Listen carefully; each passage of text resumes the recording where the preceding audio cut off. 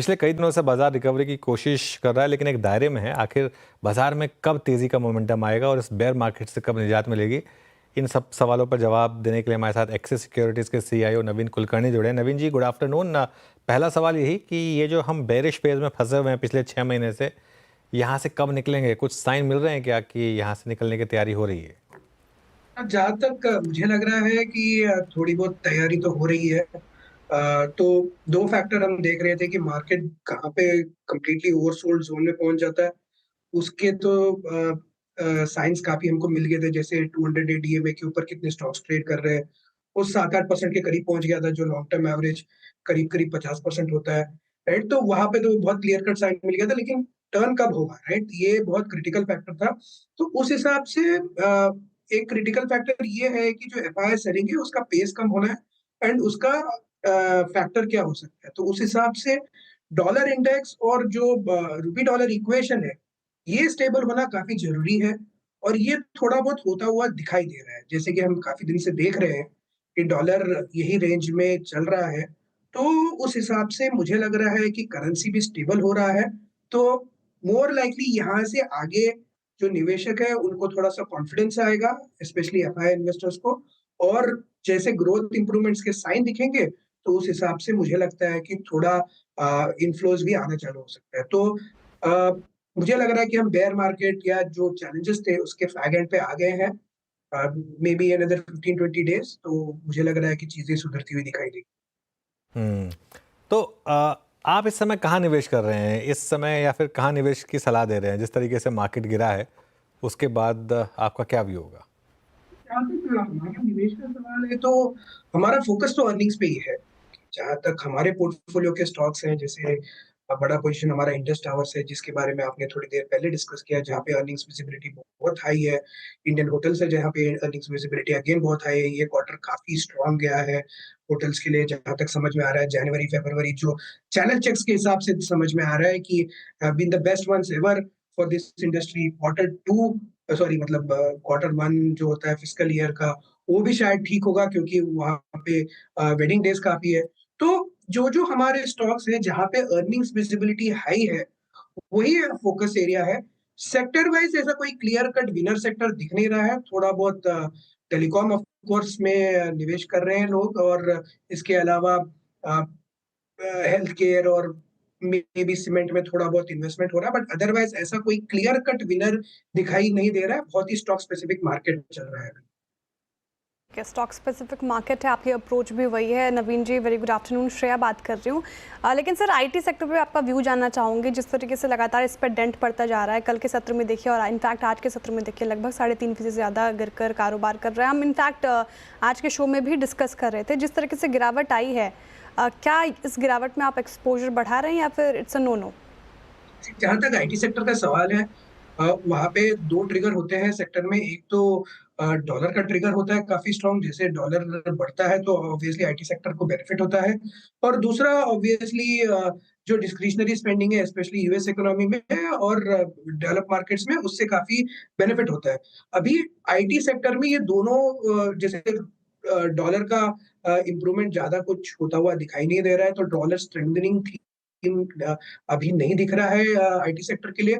और दूसरा, overall GDP का अगर वीकनेस आ सकता है बिकॉज ऑफ टैरिफ्स और बिकॉज ऑफ अदर चैलेंजेस, तो उस हिसाब से आईटी सेक्टर में थोड़े चैलेंजेस आ सकते हैं।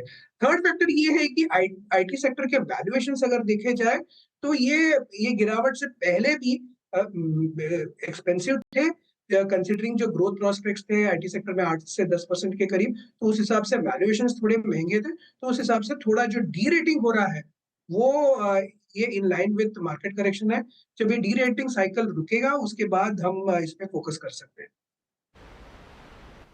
ठीक है, तो फिलहाल ये कुछ पिक्स आपके तरफ से आईटी। एक और सेक्टर पे आपका व्यू जानना चाहूँगी, एफएमसीजी सेक्टर। इसमें जैसे हमें उम्मीद थी बजट के बाद एक रैली देखने को मिलेगी, वो इनफैक्ट नज़र नहीं आई।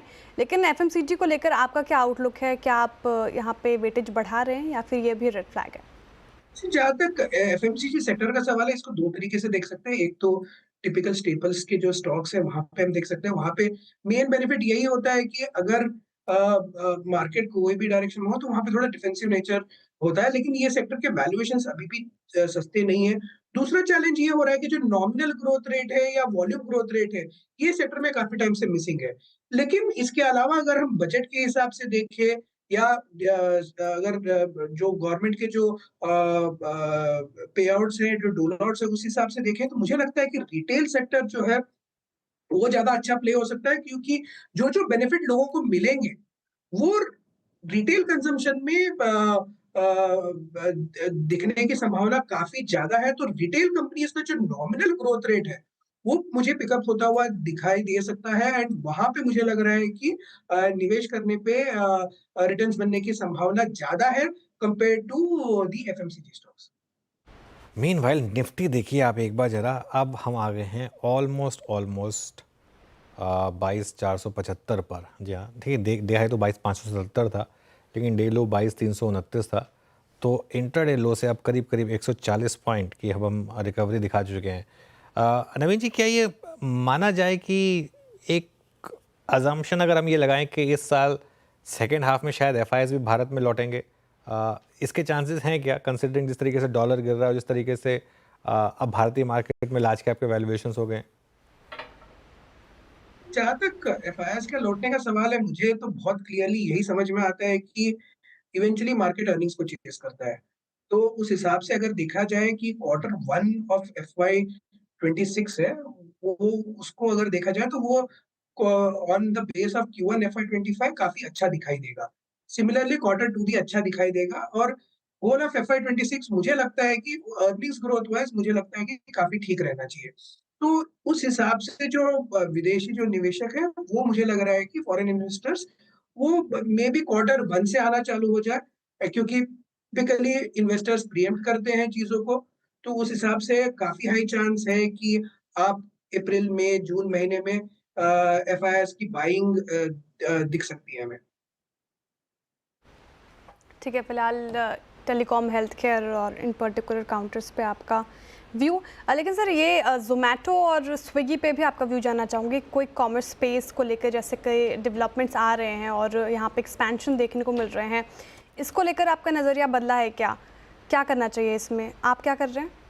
कि जहाँ तक ये स्टॉक्स का सवाल है, कंपनी प्रोस्पेक्ट्स काफ़ी अच्छे हैं लॉन्ग टर्म वाइज़, लेकिन चैलेंज हमारा वैल्यूएशन पे ही रहा है, तो उस हिसाब से हम एंट्री पॉइंट के लिए थोड़ा वेट करेंगे ज़ोमैटो या स्विगी में। तो दोनों स्टॉक्स, ज़ोमैटो हमें हमेशा थोड़ा-सा बेहतर कंपनी लगता है ग्रोथ प्रोस्पेक्ट्स के हिसाब से। स्विगी का वैल्यूएशन थोड़ा-सा रीज़नेबल है। मेबी ये करेक्शन में देख सकते हैं, लेकिन अभी इस दौरान हम इन स्टॉक्स में निवेश करने का प्लान नहीं कर रहे हैं। ओके, इस समय कोई और फ्रेश थीम्स जो आपने आपकी टीम ने आइडेंटिफाई करी हो जिस पर आप बात करना चाहें?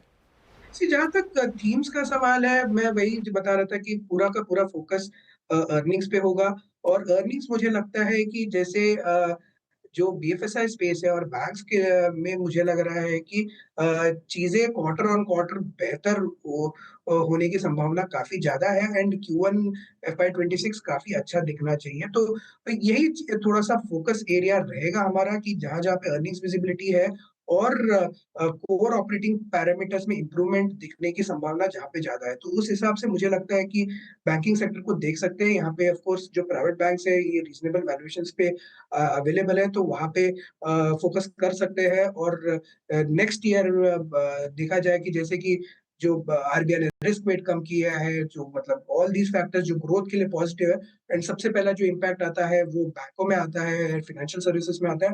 उस हिसाब से वो एक थीम अच्छा हो सकता है।